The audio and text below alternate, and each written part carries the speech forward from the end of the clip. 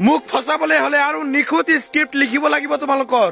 অসমৰ ৰাইজে জানে এজনী ছোৱালীক কোনেনো 4বাৰকৈ কিডনেপ কৰিব, যিজনী ছোৱালীৰ ষ্টেটমেণ্ট এতিয়াও কোৰ্টত আছে। মোৰ পবিত্ৰ ভালপোৱাক আজি মানুহ এনেকৈ গালি দি আছে। কিহৰ কাৰণে? আজি ছোৱালীৰ দেউতাকে কৰা নাটকৰ কাৰণে, ছোৱালীক মানসিকভাৱে শাৰীৰিকভাৱে অত্যাচাৰ কৰি মোৰ বিৰুদ্ধে অভিযোগ অনাৰ বাবে। অসমৰ ৰাইজে বুজি পাইছে এয়া যে নাটক আছিল, এয়া যে এটা প্ৰতাৰণা আছিল, এয়া যে নিৰ্যাতন কৰাৰ এটা পন্থা আছিল। বুজি পাইছে অসমৰ ৰাইজে। মই অসমৰ ৰাইজক ধন্যবাদ দিছো, যিসকলে সততাৰ পক্ষপাতিত্বত লৈ মোক মনোবল যোগাইছিল, মোক সাহস দিছিল। আজিকালি সঁচা ভালপোৱাৰ দামনো ক'ত আছে?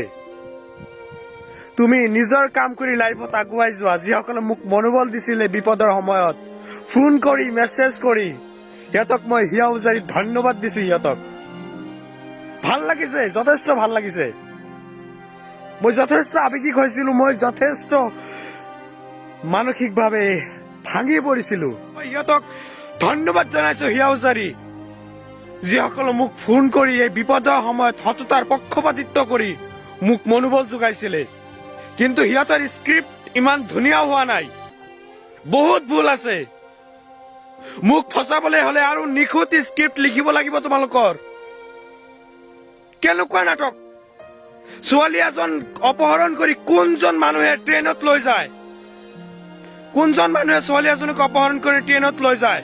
অসমৰ ৰাইজে জানে এজনী ছোৱালীক কোনেনো 4বাৰকৈ কিডনেপ কৰিব, যিজনী ছোৱালীৰ ষ্টেটমেণ্ট এতিয়াও কোৰ্টত আছে, যত তাই নিৰ্ভয়ে কৈছিল মই ল'ৰাটোৰ লগত স্বেচ্ছাই গৈছিলো। কোৰ্টত কৈছিল। আজি সাংবাদিকৰ আগত আহি ছোৱালীক মানসিকভাৱে শাৰীৰিকভাৱে অত্যাচাৰ কৰি ছোৱালীক মোৰ বিৰুদ্ধে ষ্টেটমেণ্ট দিবলৈ বাধ্য কৰাইছে। ছোৱালীৰ দেউতাক ছোৱালীৰ কাষত বহি আছে। ঐ, তেওঁৰ পক্ষত কবি মানে তোক ঘৰত লৈ শাৰীৰিকভাৱে মানসিকভাৱে অত্যাচাৰ কৰিম, বা মিডিয়াৰ আগতেই মাৰিছে তাইক। মই কৈছো হয়তো মিডিয়াৰ আগতেই মাৰিছে তাইক, সেইখিনি কাট কৰি দিয়া হৈছে যে মোৰ বিৰুদ্ধে কবলৈ। যিজনী ছোৱালী 4বাৰকে আহিছে, তাইও ভাবে যে মই কলংকিনীৰ বোজালৈ মই নাথাকো, মই ল'ৰাটোৰ লগত থাকিম। কিন্তু তাইৰ ইচ্ছাৰ বিৰুদ্ধে তাইক এনেকৈ হাৰাশাস্তি কৰা হৈ আছে।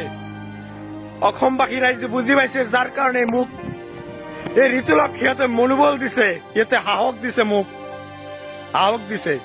আৰু মই এটা ৰিকুৱেষ্ট কৰিম অসমবাসীৰ ওচৰত, তাই যিমানেই স্বাৰ্থপৰ হওক, মোক যিমানেই গালি দিয়ক, মোৰ বিৰুদ্ধে যিমানেই অভিযোগ আনক, মই কিন্তু স্বাৰ্থপৰ নহয়। কাৰণ মই তাই দিয়া সংবাদ মেলৰ তলৰ কমেণ্ট বিলাক চাওঁ, মই সেই কমেণ্ট বিলাক চাই মই লাজ অনুভৱ কৰো, মই কান্দো সেই কমেণ্ট বিলাক চাই। তাই কেনেকৈ গালি দিয়া হৈছে, কাৰণ বুজি পাইছে নাটক।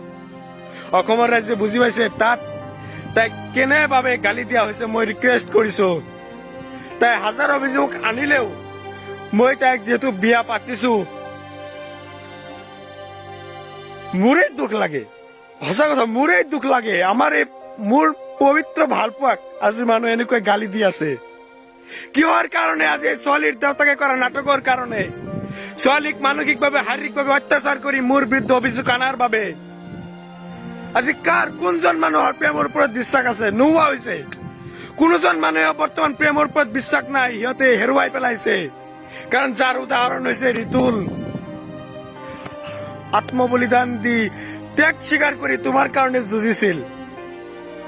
যুঁজিছিল তোমাৰ কাৰণে। অসমবাসী ৰাইজে নাটক বুজি পাইছে, যাৰ কাৰণে সিহঁতে মোক মনোবল দিছে, ফোন কৰি মেছেজ কৰি। মই সিহঁতক হিয়া উজাৰি ধন্যবাদ দিছো।